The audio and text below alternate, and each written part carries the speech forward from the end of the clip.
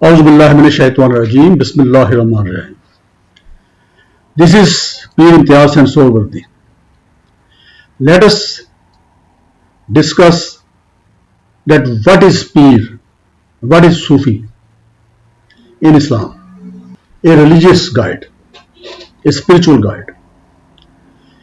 Like other teachers, if you have to study biology, if you have to study physics, if you have to study any language or management, you will need a teacher who can teach you in-depth knowledge, which is the relevant knowledge. They teach their subject. If a teacher is of chemistry subject, he will certainly teach to the students and transfer in-depth knowledge of chemistry. And same is the case with all these subjects, which are worldly subjects, which are conventional subjects, which are taught in our traditional and conventional institutions. And then thereafter, the students, after qualifying those examinations from those institutions, they are awarded with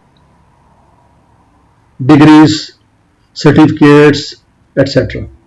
We have two types of institutions. One is our religious scholars.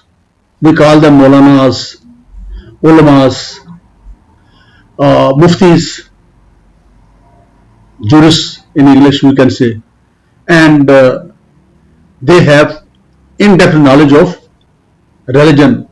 If we talk about Islam, they have knowledge of the Holy Quran in detail, and similarly they have also knowledge of Hadith and Sunnah, means the sayings of the Holy Prophet Hazrat Muhammad Sallallahu Alaihi Wasallam, the last Prophet, and also his practice during this worldly life.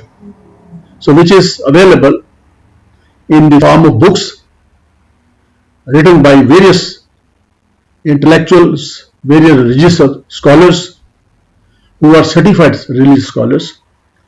Those are authentic books about Hadith and Sunnah. So this is religious knowledge. Then what is the role of Peer and Sufi? Let's review it. Peer and Sufi talks in addition to the religious knowledge as well as spiritual knowledge. What is spirituality? Spirituality is very simple. You want to know that this is what I am showing. This is physically available, and you can see, you can touch. Everything which you can feel, you can see with naked eyes and touch. That is physical things. Human beings, the houses, the trees, and other things, cars, motorcycles, etc., etc. These are physical things.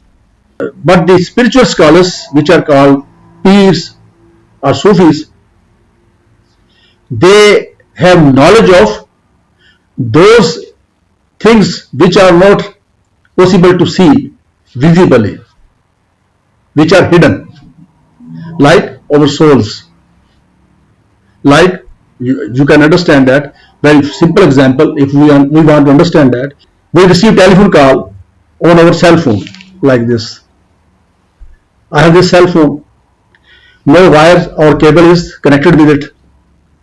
It's just working scientifically without using any cable or wire. But through waves, it transmits the messages and also arrange the telephone call with the people who are sitting at distance. If I am sitting here, I can talk immediately through this device in USA, in Australia, in Europe, any European country, in any African or Asian country. And within some seconds, the call will be connected and I will have access to that person to whom I want to call. So this indicates That was spirituality. To have the things which are not visible. Spiritual scholars, peers and Sufis, they deals with these type of activities which are apparently not visible.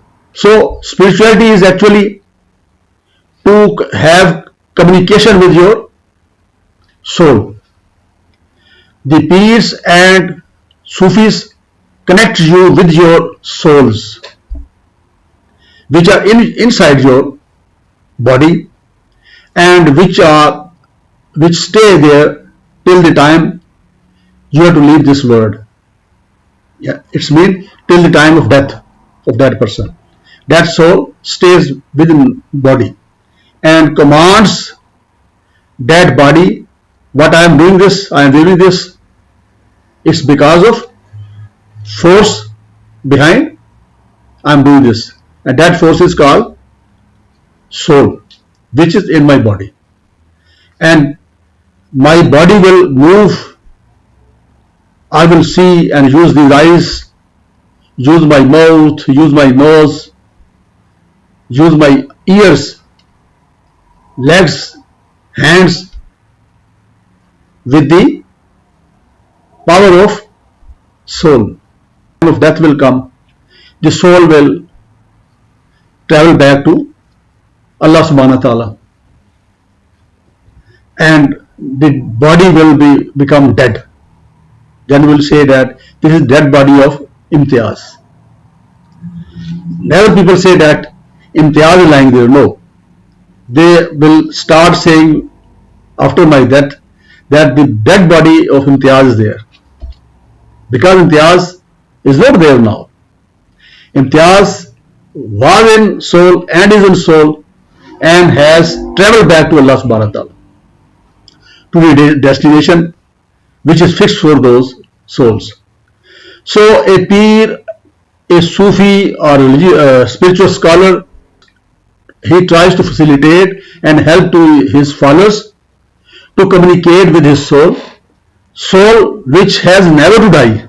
He will carry the whole personality with it, because then there will be a day of judgment and Allah subhanahu wa ta'ala will evaluate those good and bad deeds of a human being, and then accordingly will decide about his or her fate, that what will be next for him or her, whether they will be rewarded and they will be able to get in paradise, or they will be reprimanded or punished and will be sent to hell.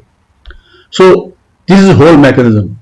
So peer and religious scholar, he try to help people when they are able to connect with their souls, and souls are generally pure and noble. But because of this body, our brain and everything, we have controlled our souls, and when soul will act upon the advice of a body or the will of the body, that maybe will involve to bad things.